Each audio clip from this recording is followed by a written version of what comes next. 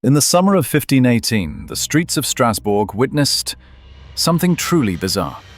A woman stepped into the street and began to dance. But this wasn't joyful. It wasn't part of any celebration. She danced with a look of torment in her eyes, and she couldn't stop. Her name was Frau Trophia. She danced for hours, then overnight. The next day, she was still moving. Neighbors stared.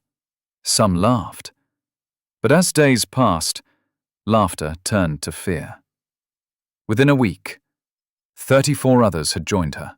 By the end of the month, more than 400 people were dancing uncontrollably. They danced in the streets, in the heat, without music. They collapsed from exhaustion. Some died from strokes or heart attacks. But even as their bodies broke down, they kept dancing. City leaders panicked.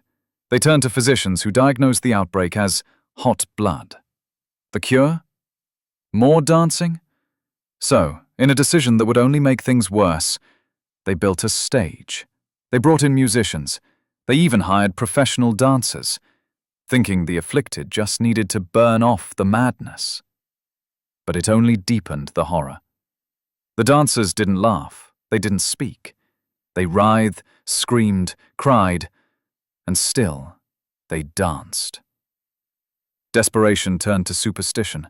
Some believed it was divine punishment. Others blamed Saint Vitus, the patron saint of dance, who was said to curse sinners with uncontrollable movement. One theory points to ergot poisoning, a toxic mold on rye bread that can cause hallucinations and spasms.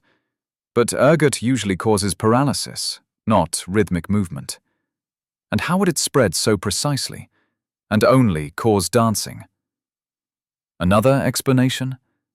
Mass hysteria. Strasbourg was suffering. Famine, disease, and fear gripped the city. Some historians believe this stress triggered a psychological chain reaction.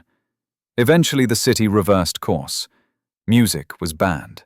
Dancing was outlawed. The afflicted were taken to a mountaintop shrine dedicated to Saint Vitus. There they prayed, walked barefoot, and asked for forgiveness. And then it stopped. No one really knows why. The dancing plague of 1518 faded as mysteriously as it began. Dozens were dead. Hundreds were affected. And no one was ever held accountable.